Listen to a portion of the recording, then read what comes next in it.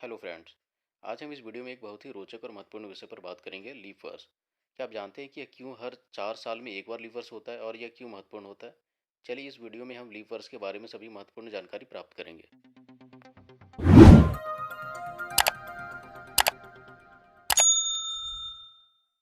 इस साल में 365 दिन होते हैं, लेकिन लीप ईयर में एक दिन बढ़ जाता है, जो कि 366 हो जाता है। अब ये जो एक दिन बढ़ जाता है, इसका क्या कारण है? इसके बारे में हम लोग आगे की वीडियो में जानेंगे।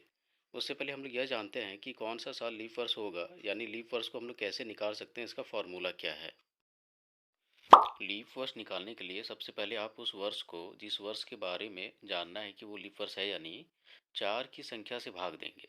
यदि भाग करने के अंत में शेष शून्य बचता है तो वह वर्ष लीप ईयर होगा। यदि शेष शून्य नहीं होता है तो वह वर्ष लीप ईयर नहीं माना जाएगा। चलिए उदाहरण से जानते हैं। हम 2024 को अगर 4 से भाग देते हैं तो हमारा शेष शून्य बचता है। इससे हमें पता चलता है कि साल 2024 एक लीप ईयर है। और अगर हम 2025 को 4 से भाग देते हैं तो हमारा शेष शून्य नहीं बचता है। इसका मतलब यह है कि 2025 एक लीप ईयर नहीं है। लीप वर्ष निकालने तो हम लोग जान गए। अब चलिए जानते हैं कि लीप वर्ष में एक दिन क्यों और कैसे बढ़ जाता है। अंग्रेजी कैलेंडर या इंग्लिश कैलेंडर की गणना सूर्य वर्ष के आधार पर की जाती है। इस कैलेंडर को ग्रेगोरियन कैलेंडर कहा जाता है। इसका पहला महीना जनवरी होता है। आमतौर पर लोग 1 जनवरी को जो न्यू ईयर मनाते हैं वो इसी ग्रेगोरियन कैलेंडर के हिसाब से मनाते हैं। ग्रेगोरियन कैलेंडर के हिसाब से साल में 365 दिन होते हैं। 4 साल बाद लीप ईयर आता है, जिसमें 365 के बजाय 366 दिन हो जाते हैं।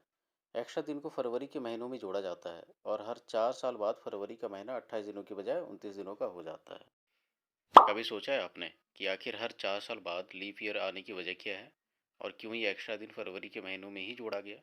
आइए आपको बताते हैं इसके बारे में। पृथ्वी को सूर्य का चक्कर लगाने में 365 दिन और करीब 6 घंटे लगते हैं, और तब जाकर एक सूर्य वर्ष पूरा होता है और नया साल शुरू होता है। ये 6-6 घंटे की अवधि जुड़ते हुए 4 सालों में पूरे 24 घंटे की हो जाती है और 24 घंटे का एक पूरा दिन होता है। इस तरह हर चौथे साल की गणना में एक एक्स्ट्रा दिन जुड़ जाता है और वो साल 366 दिनों का हो जाता है। इस एक्स्ट्रा दिन को फरवरी में जोड़ दिया जाता है। यही वजह है कि हर चौथे साल में फरवरी 29 दिनों की होती है। ये एक्स्ट्रा दिन फरवरी में ही क्यों जोड़ा गया? इसे किसी दूसरे महीने में भी जोड़ा जा सकता था। इसकी वजह यह है कि ग्रेगोरियन कैलेंडर से पहले जूलियन कैलेंडर चलन में था। ये रोमन सौर कैलेंडर था। जूलियन कैलेंडर में साल का पहला महीना मार्च और आखिरी फरवरी था। इसी कैलेंडर में लीप ईयर की व्यवस्था की गई थी। उस समय लीप ईयर के एक्स्ट्रा दिन को आखिरी महीने में जोड़ दिया गया था। जब जूलियन कैलेंडर की जगह ग्रेगोरियन कैलेंडर आया तो पहला महीना जनवरी हो गया, लेकिन फिर भी एक्स्ट्रा दिन को फरवरी में ही जोड़ा गया क्योंकि पहले से ये क्रम चलता आ रहा था और फरवरी का महीना सबसे छोटा भी था। इस वजह से इस एक्स्ट्रा दिन को फरवरी में जोड़ दिया गया। इस वीडियो में हमने लीप वर्ष के बारे में संपूर्ण जानकारी प्राप्त की है। हमें आशा है कि आपको यह वीडियो पसंद आया होगा और आपने लीप वर्ष के बारे में नई जानकारी प्राप्त की होगी। अगर आपके पास इस विषय से जुड़े कोई और प्रश्न है तो कृपया हमें कमेंट्स में बताएं। धन्यवाद और फिर मिलते हैं अगली वीडियो में।